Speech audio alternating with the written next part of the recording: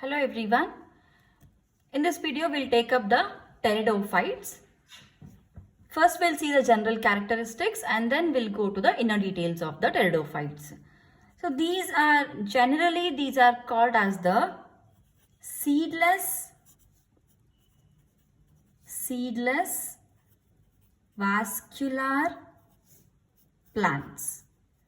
These are called as seedless vascular plants.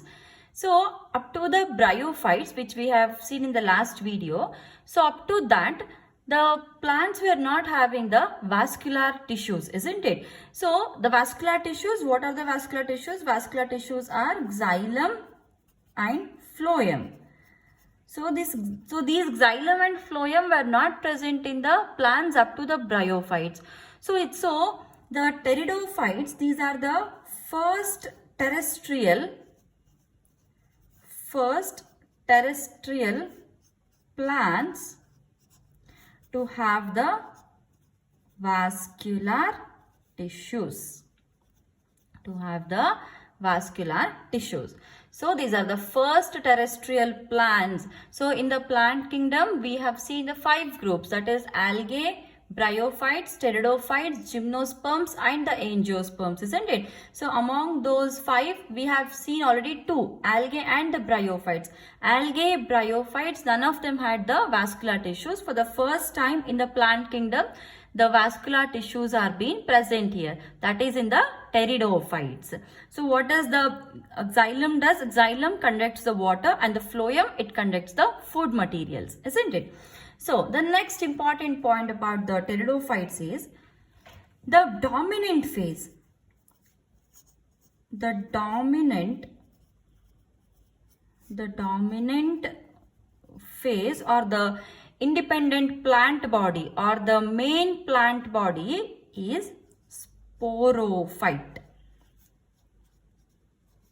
The dominant phase is the sporophytic phase and the main plant body is the sporophyte. And this sporophytic phase or the sporophyte, so it has got 3 parts or 3 important parts, that is stem,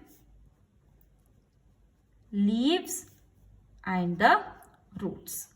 Stem, leaves and the roots. And however, the stem, the leaves and the roots which are present here are all the true parts, that is true stem, true leaves and the true roots. So until till the bryophytes, we had seen there were no true roots or the true leaves and the true stems, isn't it? So now we have the true stem, true leaves and the true roots. Among these, the most important part which we are studying here is the leaves. In case of the pteridophytes, the leaves are of 2 types. The first one is the small leaves, which are also called as the microphylls. On the other side, we have large leaves. So these are called as the macrophylls. Small leaves are called as microphylls and the large leaves are called as the macrophylls. And the examples for the microphylls is Selaginella.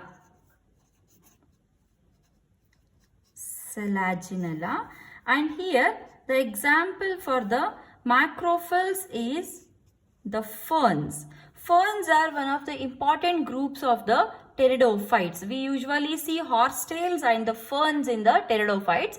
So in the pteridophytes, ferns are important groups of the pteridophytes.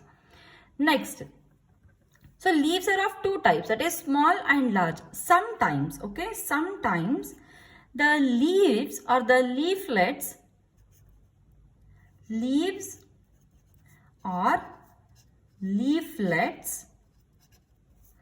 have sporangia. For example, let's imagine this is a leaf. Okay, on the leaf there are sporangia present like this. There are sporangia present. So, if a leaf is bearing the sporangia, okay, if leaf or a leaflet is having the sporangia or if it is bearing the sporangia, then such a leaf is called as a sporophyll or sporophylls. Very, very important. The leaf or the leaflets having sporangia are called as the sporophylls. And these sporophylls, okay, these sporophylls, they have or they contain the sporogenous tissue. Okay, these sporophylls, they contain the sporogenous tissue. In the sporophyll, sporogenous tissue is present, and this sporogenous tissue, it has spore mother cell. Inside the sporogenous tissue, the spore mother cell is present, and this spore mother cell will undergo meiosis to form the spores. Okay, this is how the spores are formed, or this is how the sporophylls function actually. Repeat it again. Some leaves have got sporangia present on them. So these are called as the sporangia. These structures are called as sporangia. Okay, the leaves or the leaflets having sporangia are called as the sporophylls, and these sporophylls, they contain the sporogenous tissue. Inside the sporogenous tissue, spore mother cell is present, and the spore mother cell will give rise to the spores by the meiosis.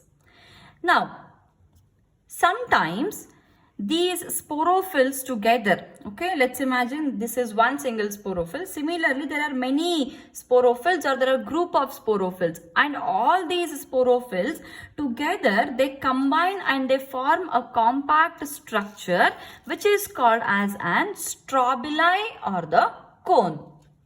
For example, see, this is, as we had written it already, this is one single sporophyll. Okay, this is one single sporophyll. So similarly, many sporophylls, okay, many leaves together like this. This is one leaf, this is one leaf, this is and one more leaf, this is one more leaf. So like this, many leaves together, they form a compact structure which is called as strobili or cones. Strobili or the cones, and all these, okay, all these leaves, these are the sporophylls only. Many sporophylls together will give rise to a compact structure which is called as an strobili or the cones.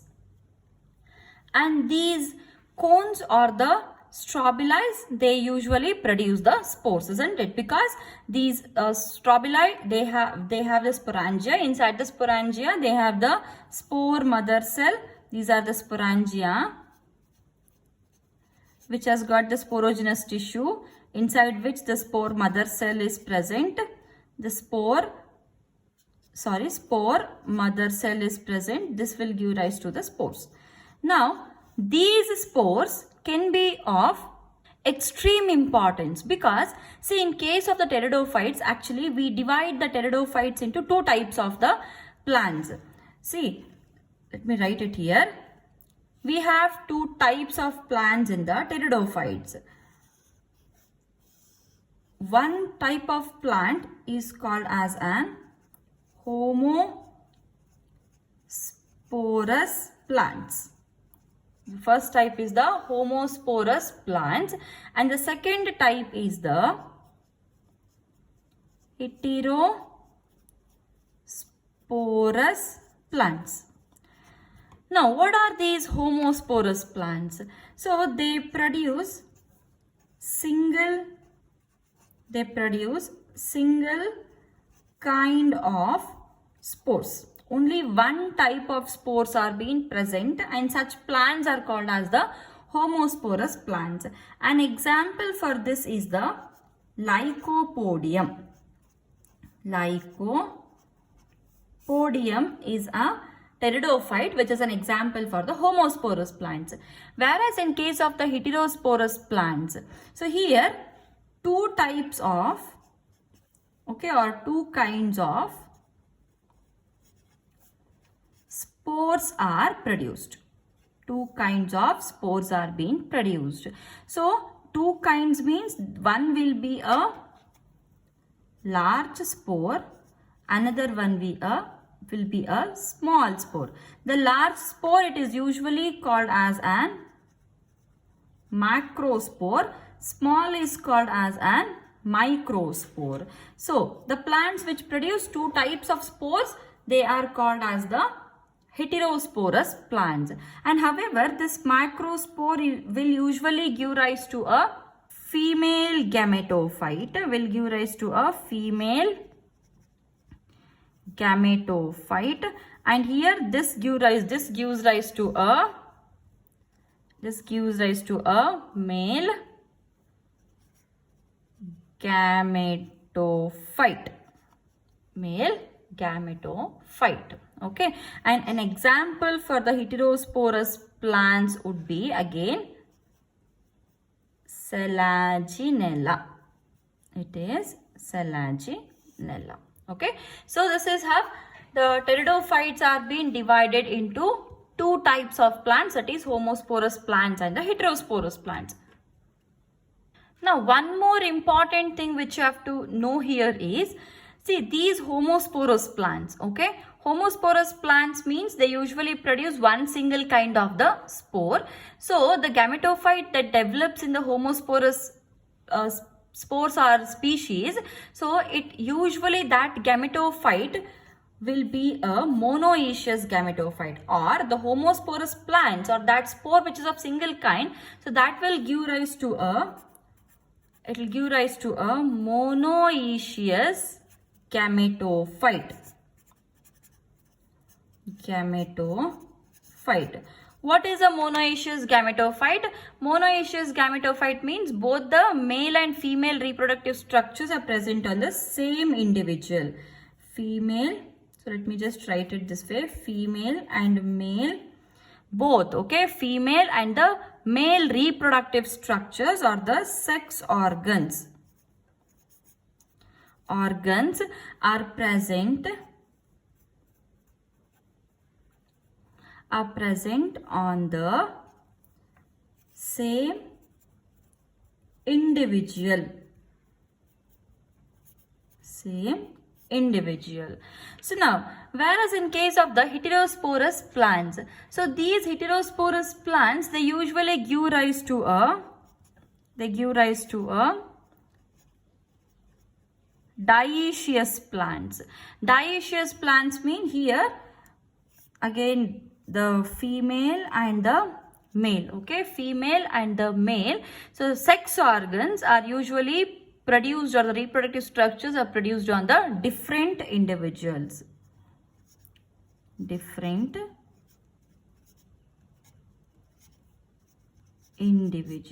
Okay, so the homosporous plants, they give rise to a monoecious species, and the heterosporous plants, they give rise to a dioecious species. So now we'll see how exactly the spores will germinate and they give rise to these gametophytes.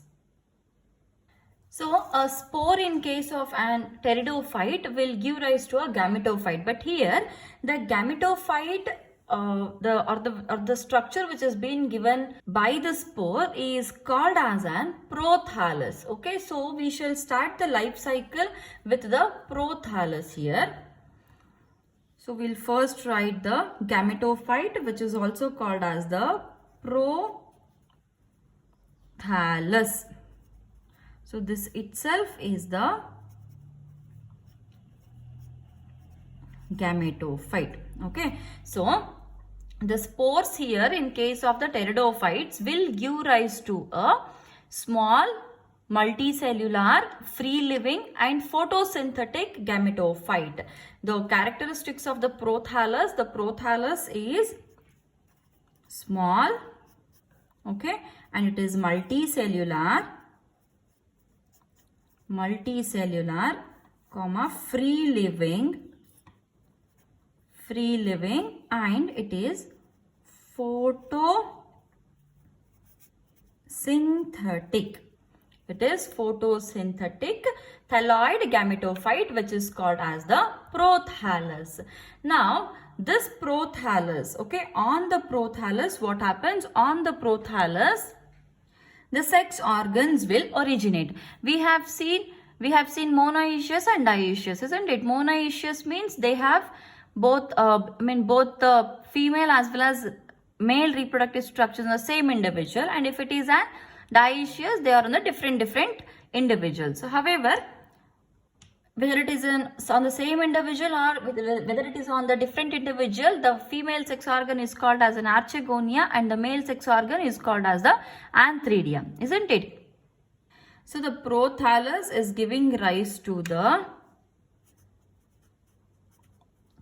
antheridia, which is a male sex organ, and at the same time it is also giving rise to the archegonia, which is a female sex organ. So now archegonia, this will produce the female gamete, isn't it? Archegonia produces the female gamete, and the antheridia, this produces the male gamete, which is called as the anthrazoids, The male gametes are called as the anthrazoids and the female gamete is called as an egg. So, female gamete. Now, the female gamete as well as the male gamete. So, both will fuse. Both they fuse to form a structure called as an zygote. The female gamete is also end, the anthrazoids are also end, that is haploids, and they both fuse to form an zygote, which is an diploid zygote.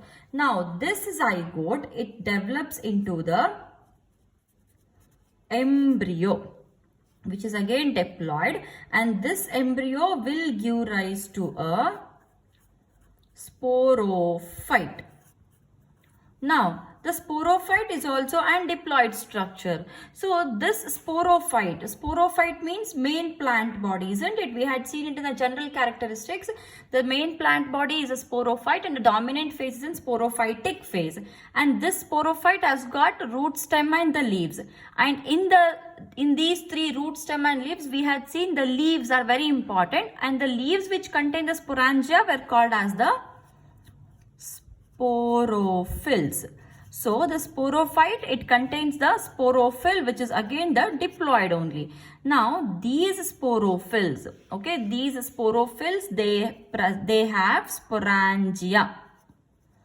They have sporangia present on them, isn't it? The sporophyll is a leaf on which the sporangia are present like this. These sporangia, they contain the spore mother cell, which is also diploid in nature. Now, this spore mother cell will undergo meiosis. It undergoes meiosis to form the spores, which are haploid in nature. Okay, now these spores will again give rise to a prothallus or the gametophyte. This is how a life cycle of the pteridophytes will go. There are few peculiarities which you have to know here in this life cycle. See this antheridia, okay, antheridia, it produces the male gametes which are called as the anthrazoids, and these anthrazoids to reach the female gamete, okay, the anthrazoids, they usually swim in the water and they reach the female gamete. Hence, the pteridophytes usually they grow in the moist and the damp areas where water availability is more, because they have to swim and they have to reach the female gametophyte. And the fusion, actually, see this anthrazoid, it swims and it comes to the female gametophyte. So let's imagine this is a structure of a female gametophyte, and inside the female gametophyte only the zygote formation and the embryo formation is happening, isn't it? So in a closed structure, In a closed structure, the zygote and the embryo development is happening. So this is actually a precursor. Okay, this is a precursor, very, very important point. The zygote and the embryo development. Embryo development, both they are taking place in the female gametophyte. Female gametophyte, and this event is actually an precursor to the seed habitat. Seed, how exactly the seed is formed? Always the seed is formed by the ovule, and that ovule is usually developed inside the megasporangia. So the seed is developed in a closed structure. Here also the female gametophyte is a structure in which the zygote and the embryo is been getting developed, isn't it? So this is marking the, or this event is a precursor. It's a precursor to the seed habitat. To the seed habitat or seed habit or the seed formation. Seed formation. So this, because of this reason, the pteridophytes have got a very great evolutionary importance. Okay, very, very great evolutionary importance, because they lay the first step for the seed formation. And one more reason why they are evolutionary important is, we had seen it in the beginning only, these are the first vascular plants. These are the first vascular plants. Okay, so these are the two reasons why they have got the evolutionary importance. So this is about the pteridophytes. And if you see the economic importance of the pteridophytes, the first importance is the soil binding. They are the soil binders. So since the pteridophytes usually they are present in the hilly areas, they protect the land from getting the soil eroded. Okay, so protect from